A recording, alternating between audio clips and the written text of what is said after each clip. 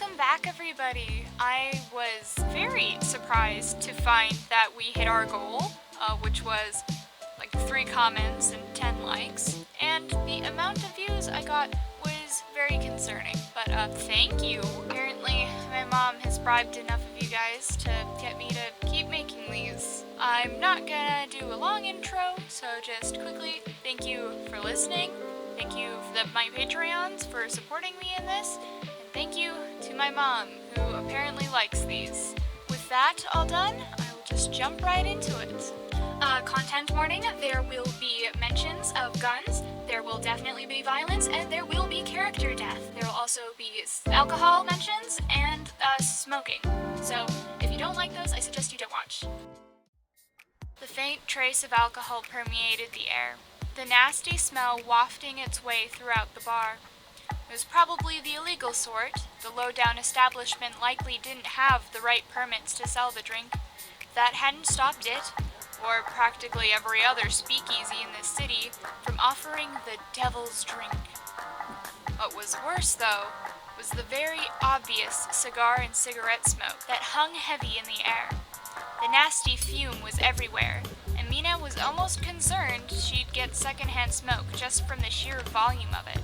The worst part was that it wasn't a law or even a house rule to go and smoke in designated areas, which made the air quality miserable, and there was no way to reasonably get rid of it.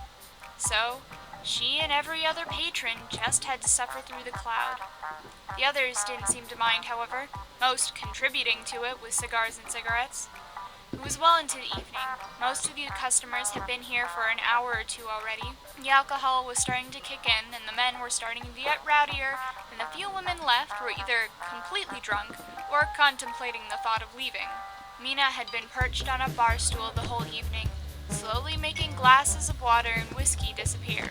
Though, when it came to the burning drink, she had not actually drank any, just making it vanish, a little at a time, before tossing the bartender some cash to trade the empty glass for water. The lack of drinking didn't make her any less a conversationalist, though. She happily chatted up others near the bar. Occasionally, if she got bored or disgusted with an inebriated new pal, she would just leave the bar to scope out someone else to blend in with. She was just a part of the night crowd. Or at least that's the impression she was trying to give off. Giggling at an overused joke that her new distraction had told her, Mina's eyes moved to the front door that had just opened. Inwards came a group of 3 men, all muscular and with rumpled but good quality clothing. To most anyone, they were just a group of coworkers that were late getting off shift and who had likely drunk a bit before even coming to the bar. However, they all had ribbons of maroon that was wrapped on their wrists, tucked away mostly from sight, signifying their allegiance to a gang. One of them, seemingly the second in charge of this group of friends, had a scar cutting straight down across his cheek. Carefully, Mina watched their progression into the bar, nodding absently to the red-haired man who had been babbling on about his newest financial ventures for the past 10 minutes. As the new group of friends settled themselves at a table, one of the men, the one who seemed the lowest in the pecking order, got up to go to the bartender to order a round of something expensive and nasty. Choking back a cough from the smoke, Mina slid off her bar stool. Giving her conversationalist a dazzling smile and a quick but gentle touch on his forearm, she excused herself to go to the ladies' room. The last wave, she moved towards the bathrooms that were near the other end of the room. But, as if noticing the group of men for the first time, she took a detour over them. Taking a quick second to summon forward her best acting skills, she stumbled a bit on the way over, smoothly playing the role of a bubbly drunk. Considering the time of night, she was acting like how half of the room felt. It didn't take the 2 men long to notice the bumbling drunk lady in a blue beaded dress coming for them. They both smiled in a rather malicious way, the boss man addressing her when she got to the table. "Hey, doll, what a pretty thing like you doing in a place like this?" he asked, eyes obviously looking her up and down. Mina stifled her cruel laugh in exchange for a slurred giggle, bringing up one of her gloved hands to hide a blush that wasn't there. "Oh, you charmer, you! I'm just here for a fun time, you know?" She waved her other hand in the air in a silly manner to motion at the room. "But I saw you on the way to the thing. And I saw you drop something the other day and you forgot it. But I found it." In uncoordinated movements, Mina grabbed her clutch with both hands while making a motion at Scarface McGee. Scarface quirked up an eyebrow and exchanged a confused but not unhappy look with his mate. Careful not to reveal it too quickly, Mina grabbed an elaborate emerald brooch from out of her clutch and placed it with a clunk on the table. Her gloved hand still covered the expensive brooch from sight.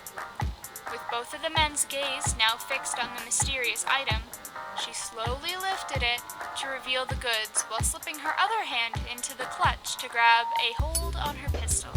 At the familiar green gleam of the gem, Scarface cursed something awful, while Bossman clumsily stood up, fumbling for his own gun. The brooch was a part of a collection that the men had robbed 2 days prior from a charity auction. They had taken many priceless artifacts and baubles, but accidentally dropped this one on the way out. Mina had just barely stolen it from police evidence, and at the vigilante's direction had hunted the men down to this bar. They clearly recognized it, and were very unhappy that this strange lady had it. Both barrels of Bossman's and Scarface's guns pointed at Mina's grinning, alert face. They both fired at point blank, but Mina dodged the projectiles by a centimeter. The muzzle flash warmed her foundation-caked face, and she jerked her pistol up to return fire. Her bullet hit Bossman square in the gut, and he doubled over at the sudden pain. Scarface adjusted his aim, but at the sound of glasses shattering and pistol fire came from behind, Mina twisted to the side in time for Mr. Lackey's bullet to hit Scarface in the face. The gangster let out one last gurgle before slumping back, the bullet hole leaking crimson down his twitching face furiously. Mr. Lackey cursed loudly at the death of his friend, but as the frightened patrons moved away from the firefight, he shot again, aiming for Mina's chest. Narrowly dodging the second bullet that lodged itself into the wooden wall, she fired her pistol quickly in Lackey's eye, the momentum carrying him backwards, dead before he could hit the floor. With a loud yell, Bossman flipped the table and aimed his gun at Mina again. She simply moved back and fired once into his shin, jerking his aim away, and once in the head. Coughing at the gun smoke now added to the cigar cloud, Mina slipped her warm gun back into her clutch. She crouched, grabbing the wooden table and righted it back in place, and snatched the brooch from the floor. Groaning, she slipped it into her clutch as well, and moved the purse strap to rest in her elbow. Crouching again, she grabbed the newly made corpse of Lackey. She used his dead arms to sling him across her back like a wet, large cape. By now, most of the patrons had run out or moved themselves to the opposite end of the room. Mina strolled, slightly hunched at the additional dead weight. As she passed the scowling bartender, she gave a small, awkward wave. "Sorry about the mess, sir. I'll move the guys out and compensate you properly," she offered, to which he just wrinkled his nose and moved to attend to something else. As quick as she could manage, Mina took the man and deposited him into the close alley, propping him up against a bin. Then she went back to grab the other two, carrying them both to their criminal buddy.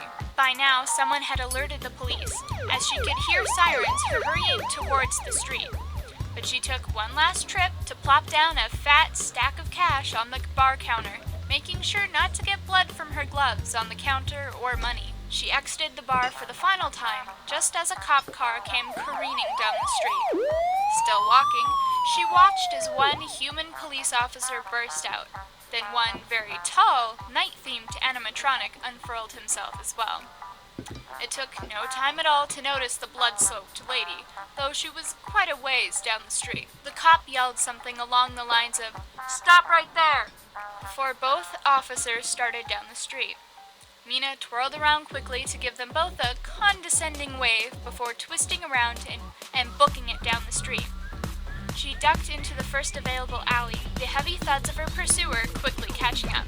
However, she used a burst of energy and strength to launch herself from one side of the two closely packed buildings to another, jumping up to the shortest one's roof in time to get up and out of sight as the animatronic, Moon, she seemed to recall his name being, rushed into the now empty alley. Ducking out of sight, Mina had to stifle her giggles as he growled, They couldn't have gotten far. Call for assistance and get more people to canvass the area. I will go back to the bar and investigate. He called to the cop who had fallen behind. For a moment, he didn't move. Then his heavy footsteps retreated in the direction of the bar. Mina waited for a moment longer, not daring to breathe as the detective retreated. Once she was sure he wouldn't hear her, she quietly laughed to herself. After the 2 adrenaline rushes after each other, her head was starting to grow tired. But she couldn't rest yet.